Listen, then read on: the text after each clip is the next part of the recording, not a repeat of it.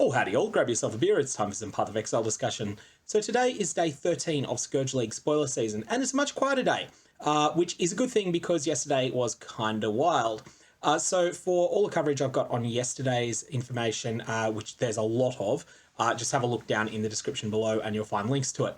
But firstly, we had something that was actually extracted from yesterday's work. So Redditor by the name of Cynical Gerard has put together a summary of the Atlas.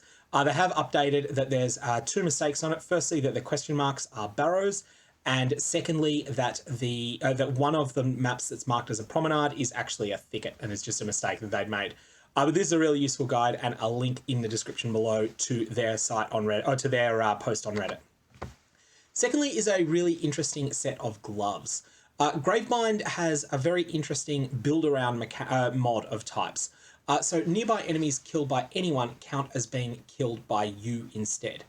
Everything else on this is a low-statted set of gloves, but this allows a whole bunch of on-kill procs to be able to trigger all of your on-kill procs to trigger when either your party members or potentially, depending on the exact meaning of the word anyone, most people are speculating this also counts your minions. So minions as in other party members, or as in summon minions like a summon Reaper skill or a summon skeletons or whatever.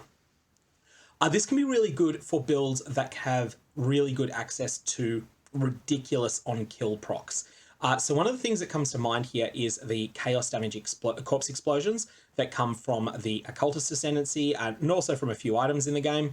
And these could scale up really high potentially with Gravebind. If you're in a situation where you're in a party play, your party members are killing things and you've got a lot of investment into those chaos explosions, you can do some pretty silly things with them.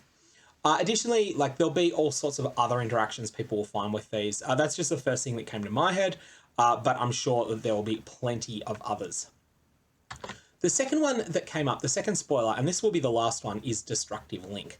So Destructive Link is an interesting one. This is one of those new link skills that were spoiled yesterday. So 3 of them were given in the patch notes, and then there's Destructive Link, and there's 2 as yet unknown ones. So what Destructive Link does is it drains 15 mana a second while it's active, so it's something that'll be fairly difficult to sustain, but definitely manageable. And while you maintain a link with the target, which will be another player by default, although you can spec into options that will enable you to target your own minions, firstly, you die if the linked character dies. So if you cast Destructive Link and the person you cast it on dies, then your character dies as well. But while you're doing this, the linked target will gain 30% crit multi, and their main hand critical strike chance is equal to yours. Now, the obvious thing to use this with is, I think the unique weapon is called Tripanon. There is a unique weapon that has 100% critical strike chance. So this is potentially really interesting. That is a two-hander, so it's a fair investment, but it does give you a large boost in terms of the amount of damage that another player can do. That other player need only invest in critical strike multiplier.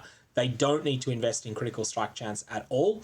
And whilst there are some spots on the passive tree that grant both a multiplier and crit chance at the same time, this allows a whole wave of different itemization to be used.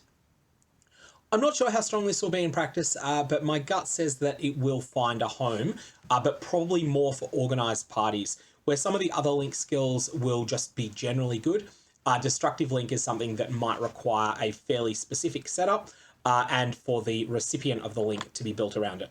Anyway, as I said, it's a quiet day, so that's all we've got on this. I will be discussing the patch notes on stream later today, but if you've got any comments or questions, definitely fire away in the comment section below. Otherwise, may your Varlorbs have interesting results.